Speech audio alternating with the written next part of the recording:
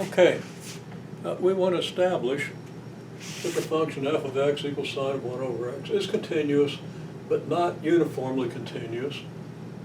Now, I've said previously, on any interval whose endpoint includes 0. It's sufficient to prove it on the interval 0, 1, and anything you say about the interval, open interval from 0 to 1, closed at 1, that's fine. Can be easily adapted to an arbitrary interval. You'd either have to have an interval 0a or a0. And the argument applies equally well on either of those intervals. Okay. First thing, and I'm just going to do this sort of conceptually, but this is actually kind of rigorous.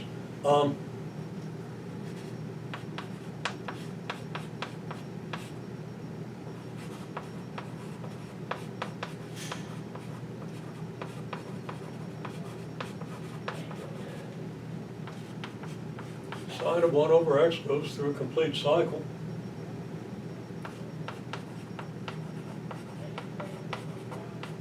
In which it takes every value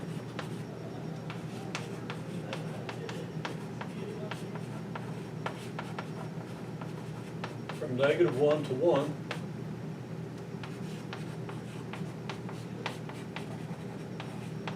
every time 1 over x changes by 2 pi.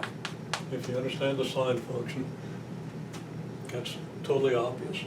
Okay, and if it's not totally obvious, think about it until it is, or ask. Every time 1 over x changes by 2 pi. Well, let's just consider the graph of 1 over x, keeping it sort of conceptual. Okay, and just confine our graph to the first quadrant. But here is y equals 1 over x. And let's just say that here's 2 pi.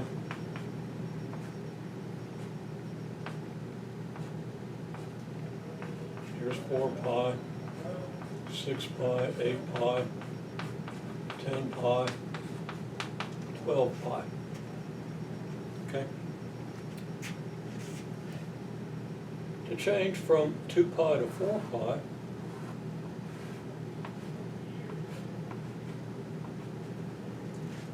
x has to change by this much. To change from 4 pi to 6 pi, x only has to change by this much. From 6 pi to 8 pi, it's only got to be this little bit. From 8 pi to 10 pi, shorter interval. From 10 pi to 12 pi, shorter interval. And since this graph is asymptotic to the y-axis, there are infinitely many intervals between here and here. They're all decreasing because the slope of this thing is increasing. As well, as you approach 0, the slope, magnitude of the slope, the steepness increases. So,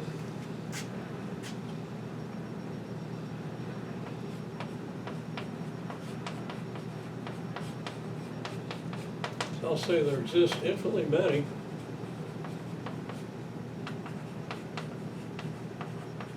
intervals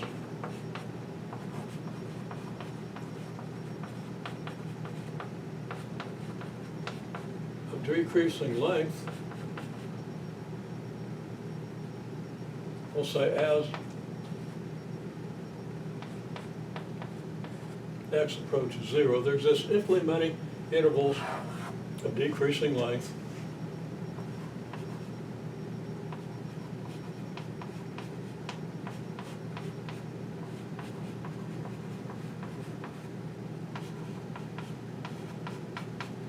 on which 1 over x changes by 2 pi. Okay? Now, on any such interval, the sine of 1 over x, being continuous, is going to change from -1 to 1 within that interval. So, and I'm making this up as I go, so you can always think of how I can say this better, because that's really kind of the goal here. But any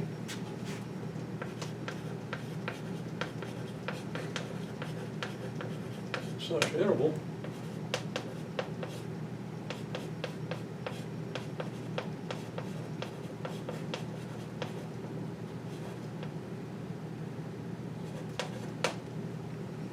is continuous.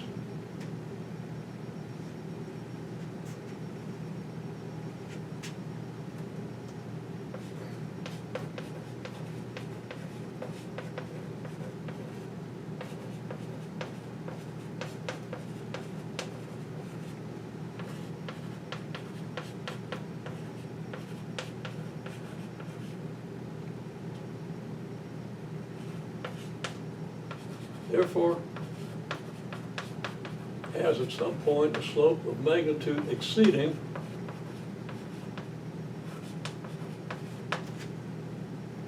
two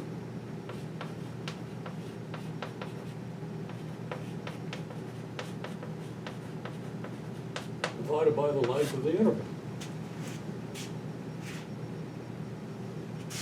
Okay, that's by mean value theorem, etc. See, think in those terms. So that's easy to prove. Okay, well, if the slope has a magnitude exceeding this, then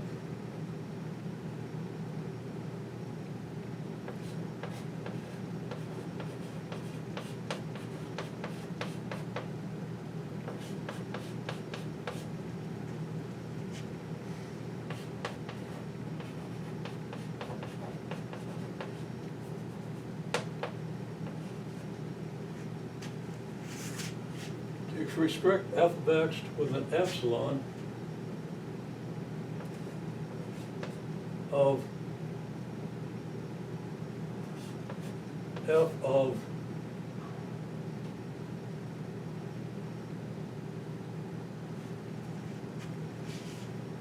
I don't want to do it in terms of f.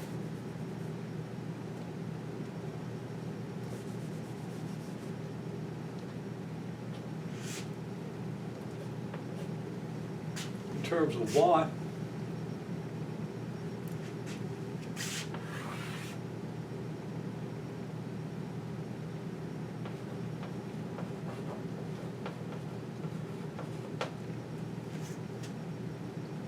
is going to require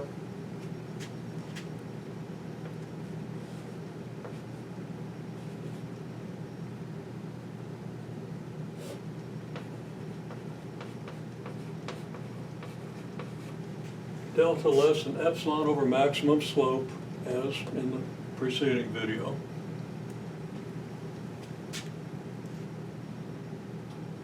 And the maximum slope is greater than 2 over, I'm sorry, maximum slope is less than 2 over the length of the interval.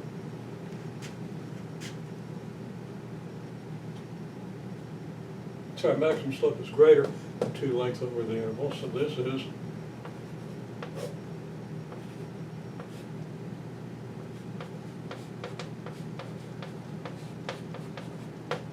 and what interval length do I mean? The length of whatever interval you encounter as you move across the function. Now let's take a look at what this might entail. Okay, if this is 1, then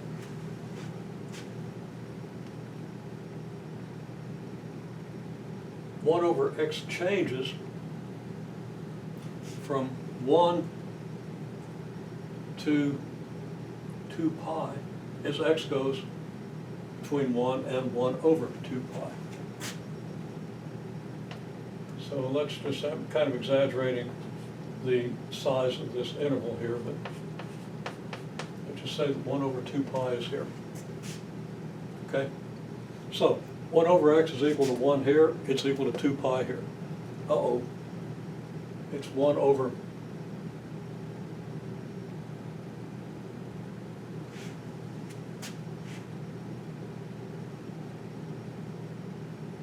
2 pi plus 1. Okay? Now it's 1 here, and 1 over x is 1 here, and 1 over x is 2 pi plus 1 here. That'd be even further to the left. But okay, so the sine function is going to go through a complete cycle here. Now, you know what? I haven't used the 1 here. I want to go on the interval from 0 to 2 pi. Okay? So now instead of 1, I'm going to call this 2 pi. I could have done the sine of 2 pi over x, but I want to do sine of 1 over x. So that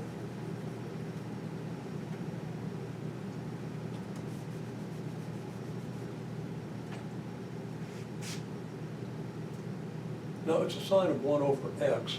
I want this to be 1 over 2 pi. Okay, now I want to have the interval 1 over 2 pi. Sorry. Okay? Just so I can draw the sine function, because now I know that the sine function is here. When I started to draw it for 1, I had to figure out what the sine of 1 over, what the sine of 1 is, which is around 0.7 or 0.8, somewhere around there. A little over 0.8. I didn't want to have to do that. Okay, so I want to be able to draw a complete cycle of the sine function. So I'm going to say I've got 1 over 2 pi here, and then 1 over 4 pi here. Okay, so now I know that the sine function is going to go through a complete cycle between here and here.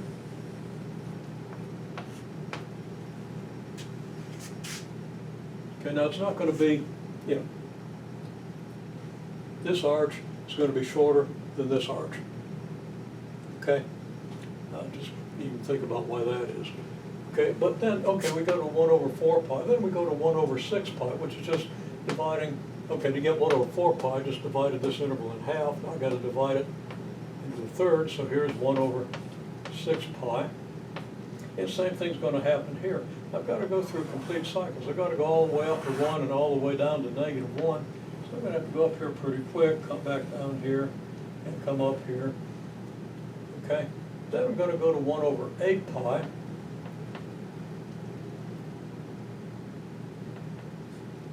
And I'm going to have to do it again. Then I'm going to have to go to 1 over 10 pi.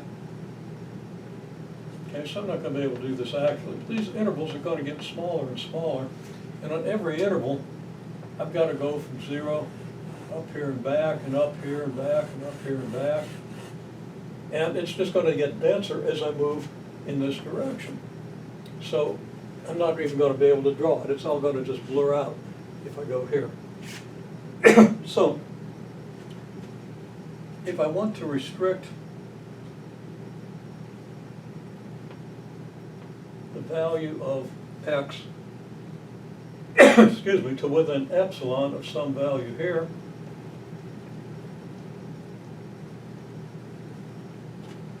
I'll kind of draw my epsilon band across here and here, or my 2 epsilon band, whatever you want. Okay, so for an x value in the interval from here to here, I could choose a fairly big delta. Between here and here, if I've drawn this correctly, I could choose an even bigger one, although it doesn't look like it because I've got that thing kind of lopsided. But if I want to do it here, this interval is going to be very narrow. So the delta that I need for an x here is going to have to be much smaller than the delta I need out here. And the delta I need for every one of these intervals that I encountered as I draw this band across here is going to be smaller and smaller.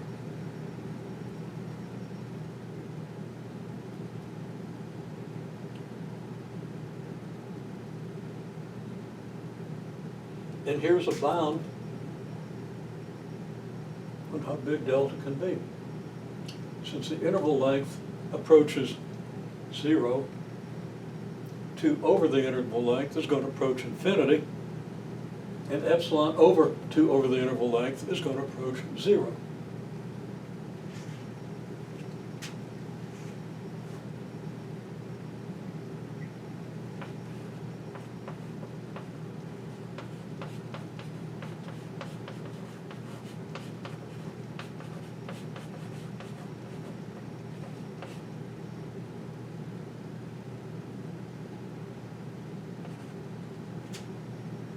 I didn't say that quite right, but you get the idea. Okay, I could say 2 delta, is these intervals here. Is a restriction on 2 delta, the point minus delta, point plus delta. Okay, 2 delta is restricted to intervals of length, not 0, approaching 0.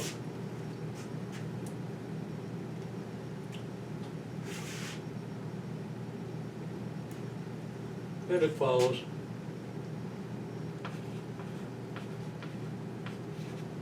that no delta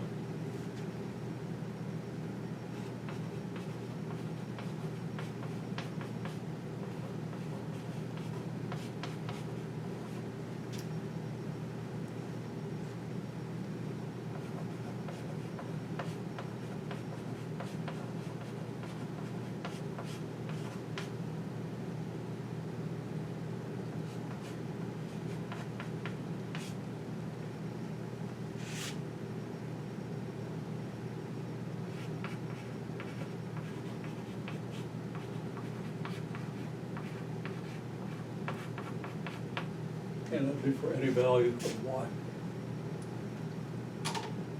Okay, well that's not totally rigorous, but it's moving in the direction of total rigor. Okay, you would have to, to make it more rigorous, you do this in terms of the derivative. Okay? So this actually suffices, but you could do it in terms of the derivative. Okay, once you establish this, everything else follows nicely, and it just has to be written out very carefully with no holes in the argument and nothing vague, everything totally rigorous.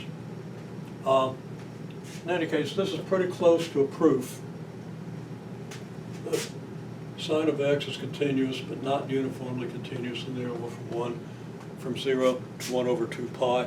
And of course this would apply to any interval. We make it a smaller interval if we want. You still have these rapidly decreasing interval lengths, an infinite number of them, an unlimited number of them, interval lengths approaching 0. And if you wanted a bigger interval, sure. Okay, this is the essence of the argument.